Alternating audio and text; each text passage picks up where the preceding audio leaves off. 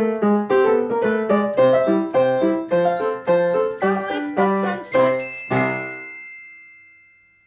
ladybirds and bumblebees.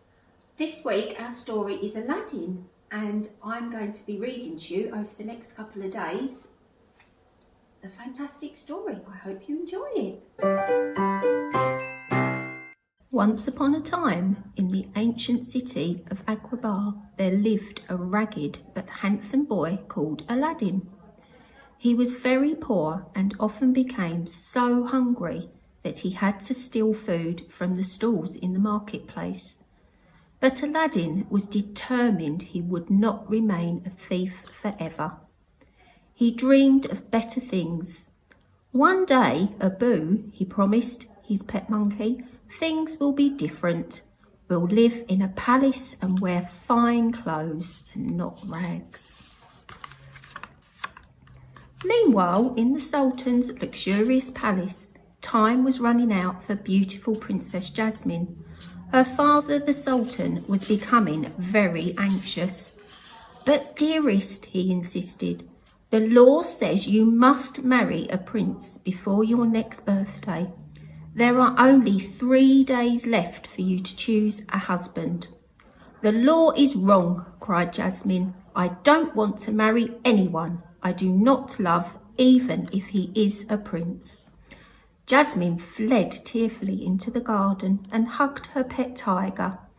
Oh, Raja, she sighed, I don't want to be a princess anymore. Then she planned her escape.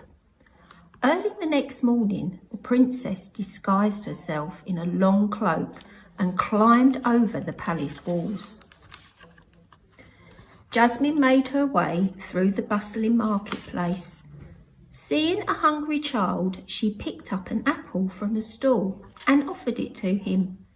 The princess did not know that she ought to pay the fruit seller. Stop, thief! Shouted the man, rushing forward to seize the princess.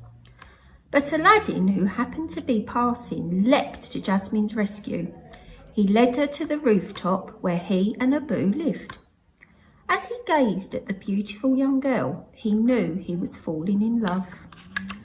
Suddenly, the royal guards stormed up the staircase and arrested Aladdin. Release him by order of the princess, Jasmine cried, pulling back her cloak. The princess? Gasped Aladdin. I would, your highness, said the chief guard, but my orders come from Jafar. And the guards dragged Aladdin away to the palace dungeons. Now Jafar was the Sultan's most trusted advisor, but unknown to the Sultan, he was plotting to take over the throne. Jafar knew of a magic lamp that would give him all the power he needed, but it was hidden in a mysterious cave in the desert. The tiger god that guarded the cave had told Jafar that only a diamond in the rough could enter the cave, someone whose worth was hidden deep within. Using his magical powers, Jafar found out that this was Aladdin. So, disguised as an old beggar, Jafar freed the boy from the dungeon and led him through the desert.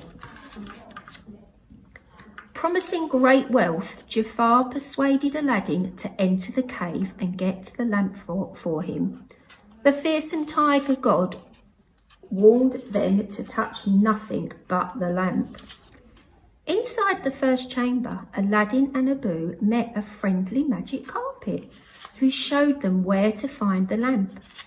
But just as Aladdin picked it up, Abu caught sight of a magnificent jewel in the hands of a giant monkey statue. Forgetting the tiger god's warning, Abu quickly snatched up the jewel. At that very moment, the cave walls began to collapse and the floor gave way. Aladdin, Abu, and the magic carpet were trapped. When the earthquake had stopped, Aladdin studied the lamp. What's so special about this dusty old thing, he wondered, rubbing it clean with his hand. Suddenly, the lamp started to glow. A cloud of smoke billowed from its spout, and became an enormous shape with laughing eyes and a curly beard. "I am your genie, direct from the lamp," said the amazing creature. To prove it, he released Aladdin from the cave and offered him 3 wishes. Aladdin thought of Princess Jasmine. She would never marry a poor sweet street boy. "Genie," he said, "I wish I were a prince." The genie waved his hand and turned Aladdin into a prince dressed in the finest silks. Abu became a magnificent elephant to carry Aladdin to Agrabah. Calling himself Prince Ali Abwa, Aladdin marched towards the Sultan's palace in a grand procession. That night, Aladdin took Princess Jasmine for a moonlight ride on the magic carpet.